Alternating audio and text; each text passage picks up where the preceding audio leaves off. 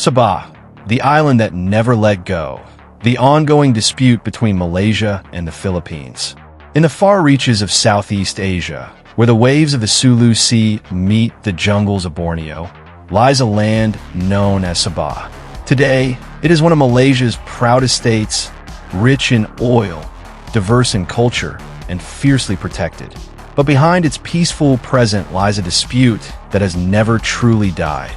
For more than half a century, the Philippines has laid claim to Sabah, insisting it belongs to them, through a long-forgotten agreement signed in a different world under different rules.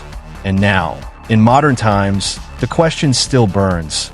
Does Sabah truly belong to Malaysia, or was it never theirs to begin with? The roots of power, the Sulu Sultanate. Centuries ago, before colonial borders, before the rise of Malaysia or the Philippines, the seas belonged to those who could control them.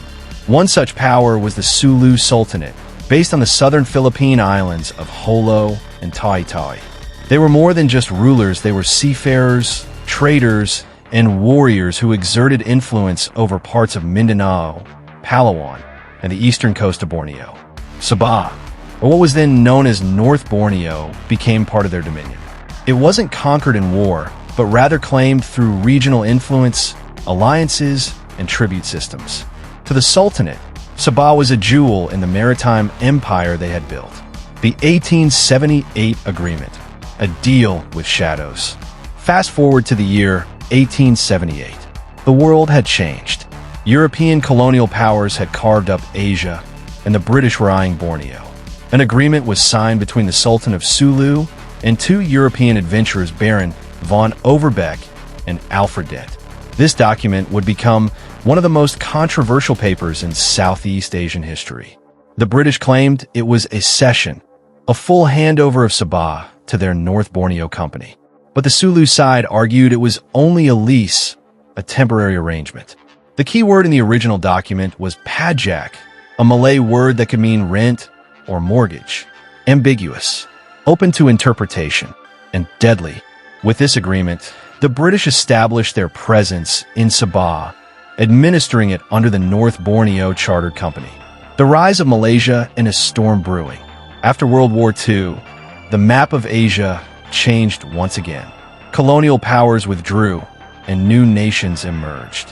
In 1963, the Federation of Malaysia was born, made up of Malaya, Sarawak, Singapore, and Sabah. But this union was not universally accepted. The Philippines objected, claiming that Sabah was not Britain's, to give that the heirs of the Sulu Sultanate had never truly relinquished their right.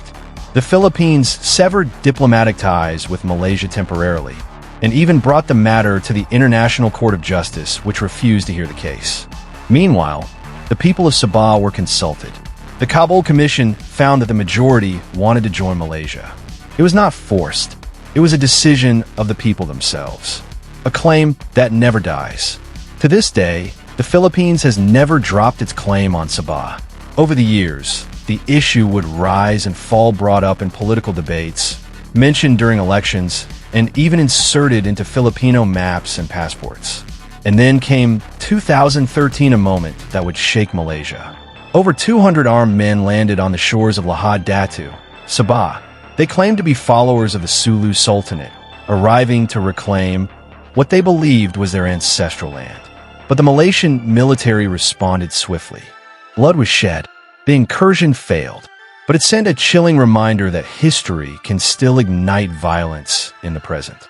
The legal war, modern courts, ancient claims. In 2022, a new front opened, not in Sabah, but in European courtrooms. A group claiming to be heirs of the Sulu Sultanate filed arbitration in Spain and later France, seeking over $15 billion in compensation from Malaysia. The claim? That Malaysia had stopped paying their annual lease money RM5. 300, which they considered proof Sabah was still theirs. Shockingly, a French arbitrator ruled in their favor. Malaysian assets were almost seized in Europe. Malaysia challenged the ruling, calling it illegitimate. The legal battle is still ongoing in multiple countries. Sabah today, the fortress of Borneo.